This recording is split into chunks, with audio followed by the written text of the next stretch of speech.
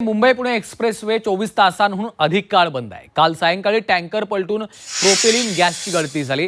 Propylene gas अत्यंत ज्वलनशील आहे, त्यामुळे महामार्ग पोलीस आणि स्थानिक प्रशासनाचं सुमारे 40 जणांचं पथक लगेच घटनास्थळी पोहोचलं।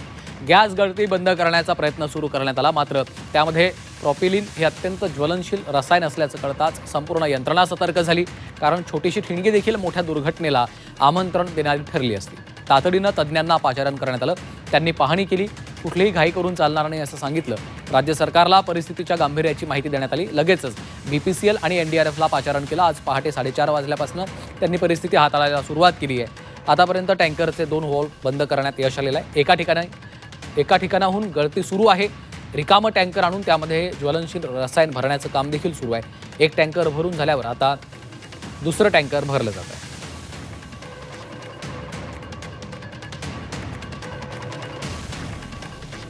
तर याबाबत आता चौकशी करून शिफारशींसह सविस्तर अहवाल सादर करण्याचे निर्देश मुख्यमंत्र्यांनी दिलेले आहेत। चैत्राली राजापूरकर आमच्या प्रतिनिधी सध्या फोनलाईनवरून आपल्या सोबत जोडल्या गेलेल्या आहेत। चैत्राली, मुख्यमंत्र्यांनी आता या प्रकरणामध्ये चौकशीचे अहवाल देण्याचा देखील निर्देश दिलेला आहे, काय अपडेट्स आहेत? निश्चितच आपण पाहायला गेलं तर 25 तासापासून मागील पुणे मुंबई एक्सप्रेस हायवे हा टँकर पलटी झाल्यामुळे बंद आहे आणि त्यामुळे मोठ्या प्रमाणात वाहतूक खोळंबली, प्रवाशांचे हाल झालेले आहेत आणि या सर्व प्रवाशांनी जे आहे ती IRB कंपनी प्रशासनावरती जे आहे ते ताशेरे ओढलेले आहेत, त्यांच्याविषयी नाराजी व्यक्त केलेली आहे। मात्र आता हा टँकर जो आहे तो बीपीसीएलचा जो टँकर होता, जो ज्वलनशील गॅस जो आहे तो घेऊन चाललेला होता, हाच त्यानंतर मोठी यंत्रणा कामाला लागलेली होती।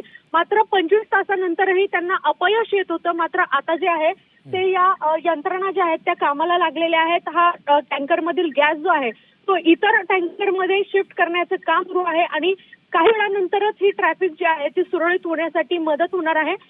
मात्र तब्बल 25 तास झाले वाहतूक कोंडी आहे, वाहतूक खोळंबलेली आहे, त्यामुळे निश्चितपणे लहान मुलांसह निश्चितच त्यामुळे आपण पाहतोय चैत्राली, आता मोठ्या प्रमाणात प्रवाशांचे देखील हाल होत आहेत।